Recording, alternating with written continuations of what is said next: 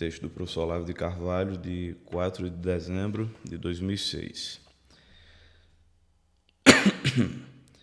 Se tenho insistido no tema do desconstrucionismo, é para mostrar que toda tentativa de discussão democrática com intelectuais ou líderes esquerdistas, hoje em dia, é tempo perdido.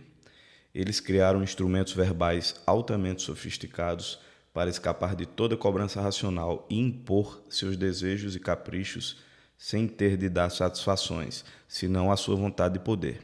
Mais ainda, inventaram um sistema de pretextos infalíveis para sentir que, ao fazer isso, são as melhores pessoas do universo, contra as quais só monstros de egoísmo e crueldade poderiam objetar alguma coisa. Pior, transmitiram essas atitudes e sentimentos a duas gerações de estudantes universitários que hoje ocupam os espaços fundamentais na educação, na mídia, na administração pública, na justiça e, é claro, numa infinidade de ONGs e movimentos sociais.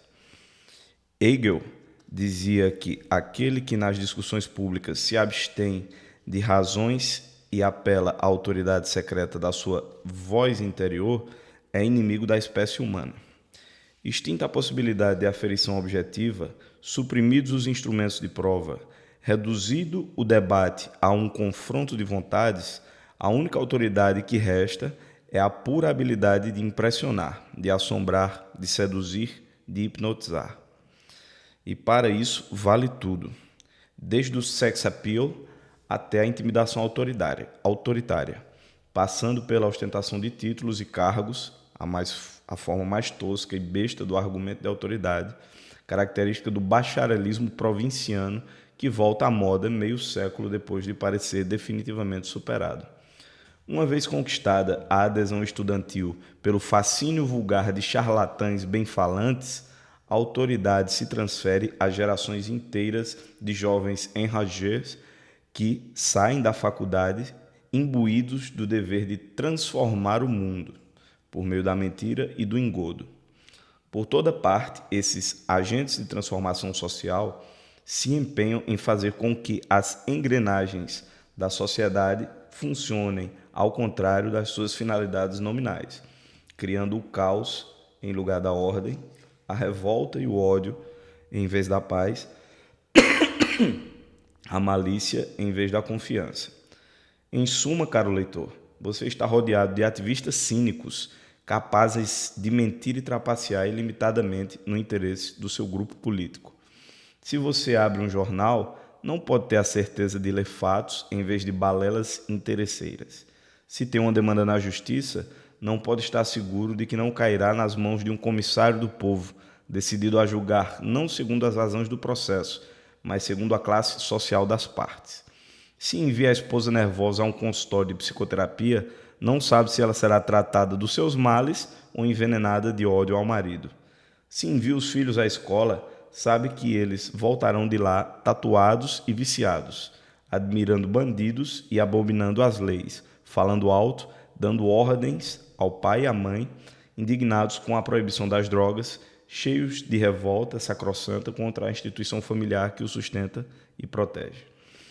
E ainda há quem, no meio disso, acredite poder confiar nas leis e instituições, no funcionamento normal da sociedade, na sanidade do processo democrático. A classe empresarial, os políticos pragmáticos e os analistas econômicos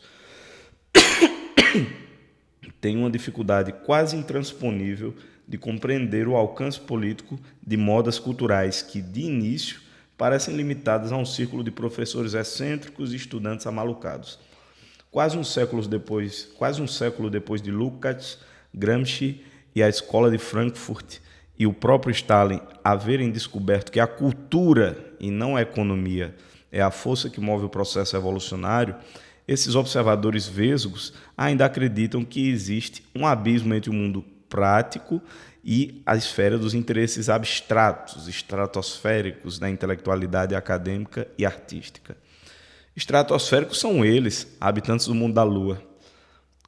Quando o general Golbery do Couto e Silva inventou a teoria da panela de pressão, pontificando que a atividade repressiva do Estado deveria limitar-se à oposição armada, deixando as universidades e as instituições de cultura livres como válvula para o escoamento das pressões subversivas, mal sabia ele que, àquela altura, os esquerdistas mais avisados já haviam abandonado o projeto guerrilheiro e depositado todas as suas esperanças na Revolução Cultural Gramsciana. A única arma de que precisavam era precisamente uma válvula. Ao optar implicitamente por não resistir ao comunismo em geral, mas só ao comunismo violento, o governo lhes forneceu essa arma. Um pouco de estudo teria bastado para mostrar ao sapientíssimo general que a via pacífica para o comunismo era nada mais que o adiamento da violência crua para depois da tomada do poder por meios anestésicos. Mas, no calor da luta contra as guerrilhas, a imagem de uma futura esquerda pacífica e legalista pareceu à elite militar uma alternativa roseamente desejável. Em poucos anos, essa esquerda, nascida das conversações gramscianas na USP, estava montada e em pleno funcionamento. Não houve, na direita, quem não celebrasse o seu advento como um formidável progresso da democracia. O general Golbery foi o pai da ascensão petista, restando apenas saber se o foi por pura presunção e ignorância ou se houve de sua parte um pouco de cegueira voluntária, alimentada por ambições nasceristas de absorver a esquerda continental num esquema militar nacionalista e anti-americano. Hoje sabemos que o esquema militar é que foi absorvido, subjugado e posto a serviço dos planos do Foro de São Paulo. Isso era perfeitamente previsível, mas não há quem alimentasse, como general, a ilusão de poder manipular e civilizar o movimento comunista. A queda da URSS e a embriaguez triunfal dos liberais do início dos anos 90 levaram essa ilusão até as últimas consequências, fazendo com que as elites, ou a Zé-lite, celebrassem o sucesso do PT como uma promessa de melhores dias para a democracia capitalista.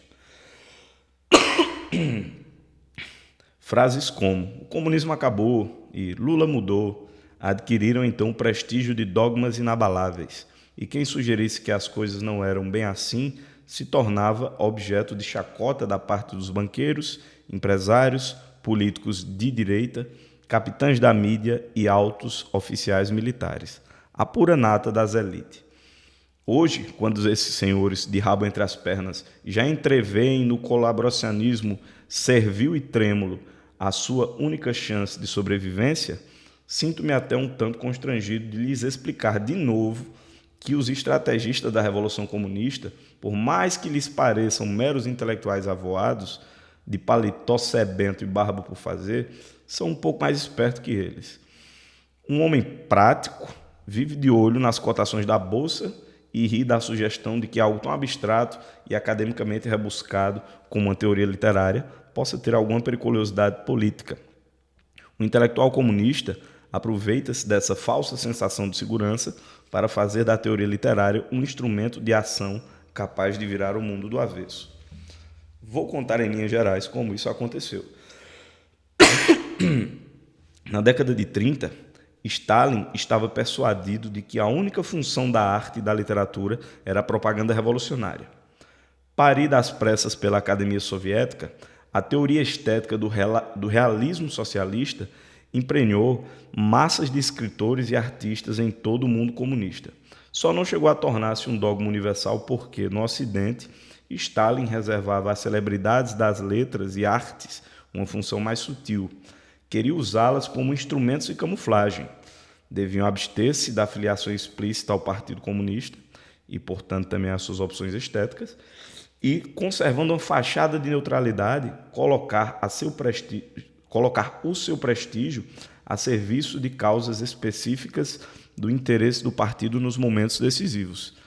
Isso deu aos escritores esquerdistas da Europa e das Américas a margem de liberdade que lhes permitiu escapar do realismo socialista e continuar fazendo literatura em sentido estrito.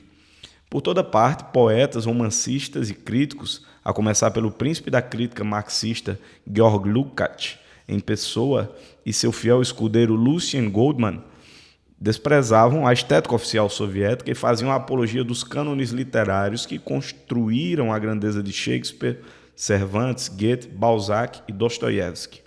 Lukács escreveu páginas notáveis em defesa do grande realismo burguês, alegando que a representação fiel da realidade histórica era uma força revolucionária em si, sem necessidade de concessões à propaganda. Até em congresso do partido, a hostilidade ao realismo socialista acabava se mostrando às vezes de maneira explosiva. Referindo-se ao chefe da escola, o nosso Graciliano Ramos exclamava: "Esse Idanov é um cavalo." Assim, a literatura foi salva do embrutecimento ideológico. Os anos 30 a 50 acabaram sendo uma época de criatividade literária em comum. No Brasil, então, nem se fala. Nunca tivemos tantos escritores bons e ótimos ao mesmo tempo. Mas foi uma salvação provisória. Aqui e ali, discretamente, intelectuais iluminados se davam conta de que a preservação dos cânones do realismo e, de modo geral, a concepção da literatura como conhecimento eram incompatíveis com a meta escolhida pelo próprio Lukács, a destruição da civilização ocidental. Puseram-se, então, a trabalhar na ideia de que a literatura não podia conhecer a realidade, já que, segundo entendiam, a própria realidade era uma invenção literária. Para dar a essa ideia de arremedo de consistência, a essa ideia um arremedo de consistência, apelaram a um formidável arsenal de recursos extraídos da linguística, da antropologia, da lógica formal, da teoria crítica frankfurtiana e das filosofias de Nietzsche e Heidegger. Em menos de uma década, a proposta havia evoluído para a formulação radical do desconstrucionismo. Não existe realidade nem conhecimento. Nenhum discurso tem significado. O significado é livremente inventado por comunidades interpretativas que aí projetam como bem entendem seus desejos e interesses. Portanto, tudo o que há para fazer é reunir a comunidade e ensinar-lhes os meios de usurpar os sentidos dos textos em benefício próprio. De súbito, a doutrina de Stalin Idanov era restaurada em todo o esplendor da sua brutalidade, mas agora resgatada da sua pobreza teórica originária e paramentada com todos os adornos da sofisticação acadêmica. O desprezo pela verdade, a legitimação da mentira politicamente útil, o cinismo das interpretações forçadas, enfim, a prostituição total das atividades intelectuais superiores aos interesses de grupos de pressão, tornaram-se não só legítimos e recomendáveis, mas intelectualmente elegantes e moralmente obrigatórios. Na mesma onda, as distinções entre o verdadeiro e o falso, entre a cultura e a incultura, entre o esteticamente superior e o inferior, foram condenadas como instrumentos de opressão e substituídas pelo culto de qualquer bobagem politicamente oportuna que se apresentasse. Toni Morrison foi igualada a Shakespeare. As novelas de Gilberto Braga, celebradas como portadoras da universalidade de um Balzac, por serem bem aceitas em todos os mercados. Considerar Bach superior a Gilberto Gil tornou-se algo assim como um crime de racismo. Não é preciso dizer que o primeiro resultado foi a pura e simples desaparição da grande literatura. A segunda metade do século XX não gerou nada que se comparasse nem de longe a um Thomas Mann, a um Proust, a um Jacob Wassermann, a um Hermann Broch, a um Robert Musil, a um Antônio Machado, a um Bernanos, a um Mauriac. Nas nações do terceiro mundo, as sementes da cultura superior em gestação foram impiedosamente arrancadas. O país que 50 anos atrás tinha Manuel Bandeira, Carlos Drummond de Andrade, Graciliano Ramos, Aníbal M. Machado, Marques Rebelo, José Lins do Rego, agora lê Luiz Fernando Veríssimo e acha o máximo. Se os efeitos se limitassem às esferas das letras, já seriam suficientemente perversos. A retratação da criatividade literária corresponde para e passo à degradação da linguagem pública, à progressiva incapacidade de expressar a experiência real e, consequentemente, à fixação dos debates em estereótipos alienados, prenunciando a ascensão da loucura geral como alternativa política. Mas, como não poderia deixar de ser, os procedimentos interpretativos da escola desconstrucionista e similares logo foram estendidos para as ciências humanas em geral. afetando todas as esferas do debate público. Aí os efeitos foram muito além do mero sucesso propagandístico.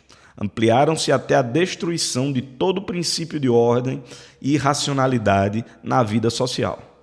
Avaliar, mesmo sumariamente, a extensão do dano ocupará muitos artigos nas próximas semanas. Vou aqui dar um único exemplo, que depois explicarei melhor. Um dos setores onde a influência desconstrucionista penetrou mais fundo é o direito.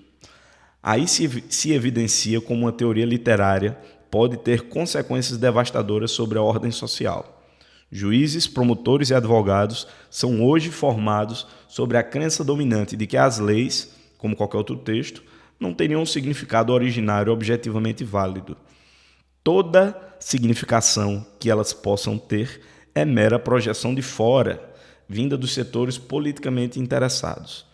Só o que resta, portanto, é organizar uma comunidade interpretativa e impor a sua leitura dos textos legais por meio da gritaria, da chantagem, da intimidação.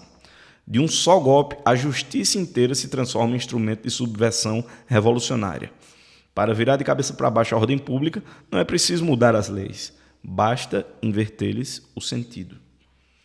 Nos Estados Unidos da América, o alucinógeno desconstrucionista chegou até a Suprema Corte, transformando-a numa frente de combate contra a religião, os valores americanos tradicionais e a própria Constituição. Amparado em teóricos acadêmicos de reputação de Ronald Dworkin e Stanley Fish, o juiz William Brennan, ex-presidente da Suprema Corte, proclama abertamente que tentar ater-se ao significado originário da Constituição é falsa humildade. O verdadeiro sentido do texto constitucional tem de ser livremente inventado conforme as pressões dos grupos abortistas, feministas, gays, etc. É isso o que o ex-vice-presidente Albert Gore entende por Constituição viva. A profundidade da subversão judicial ocorrida dos Estados Unidos já não pode ser medida. Um pequeno indício é que, em plena guerra contra o terrorismo islâmico, crianças de escola pública em vários estados são obrigadas a ouvir horas e horas de louvações à religião muçulmana, sendo, ao mesmo tempo, proibidas de expressar em voz alta sua fé cristã, sob pena de expulsão ou de medidas policiais mais graves. É a guerra psicológica ao contrário, movida não contra o inimigo, mas contra o próprio país, sobre a proteção da Suprema Corte.